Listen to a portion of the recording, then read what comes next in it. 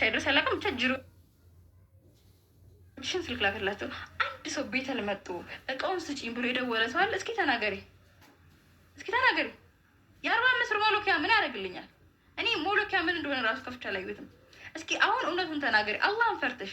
ወላሂ ሙስሊም አይዋሽም። ዚና ሊሰራ ይችላል፣ ሊሰርቅ ይችላል፣ ምን ይችላል። ግን ወላሂ ሙስሊም አይዋሽም። የምትደኙ ሶሻል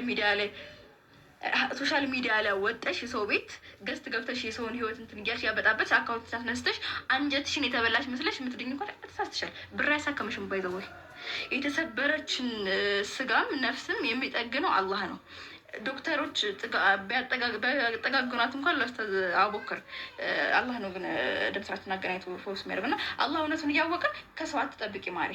እሺ አላህ ጋር እውነቱ አለሽ አይደል? እዚህ አላህ ጋር ነው እውነት ያለ። ከኔ አንደበት አልሰጥም የሚል ሰምተሽ ከሆነ አላህ ያያል። እና አልሰጥም ታላልሽኝ እና 100 ጊዜ ለምን ደውዬ ስልኬን ብሎ ከረችኝ መጣችሁ ቤት ላይ ስጡን ብላችሁ ከሆነ ታቶስ ጂቀርተሽ ከሆነ አሁንም አላህ ያያል። ያንቺም የኔም ጌታ አላህ ነው። ግን አንቺ ሳራ ቤት ስለሄድሽ ማሪ ሳራ አላህ ከአላህ ያላት ሴት ናት፣ ካፊር ናት። እኔ መጣ ፈኪሃ ፋክ ምናምን ስላለችኝ ምንም ባይዘዊ እኔ እውነታው እስካለ ድረስ እንኳን አላህ የኔ ጠላቶች አላቸው ዘንድ ይቀርና ሙስሊም አላህ ማለት እኮ አዱላህ አልኩ ብላ ነው። አሁን ያላህ ጠላት ናት። ያኔ ምን ሰርታ ያላህ ጠላት ነች። ለካፊር ቤት ሄደሽ ካፊር ያው ማለት ነው። ነገ እኮ ምንም አታረግል ሴት ካፊር ታጥበ ያህል ኪታብ ያልሽ ያው ሪዮቶቻችን ናቸው። አላህ ራሱ እንደዛ ነው። ሰባን እኮ ጀናታሽ ላይ መጥቶ ማይሰግ ተከዳይ ሰው ደግሞ በተቃራኒ ሰው ይሻላል። የማይቀበላት ሴት ኧረ የቀማን ነው የማይቀበለው። አንቺ ቀምተሻል። ሙናፊቅ ነሽ አንቺ። إذا جاءك المنافقون قالوا نشهد إنك لرسول الله والله يعلم إنك لرسول والله يشهد إن المنافقين لكاذبون ብሏል። አንቺ ሙናፊቅ ነሽ አስመሳይ። እኔም ዱንያ ላይ እስካለው መሬት እና መስገጃ የተነባባትን እንባና የተነገራትን ቃል ቃያን ቀምታኝ አልቀሸብሻለሁኝ ተመዝግቧል። ተመልከቱ። አላህም አይቷል። ኢንሻአላህ እንፋረዳለን።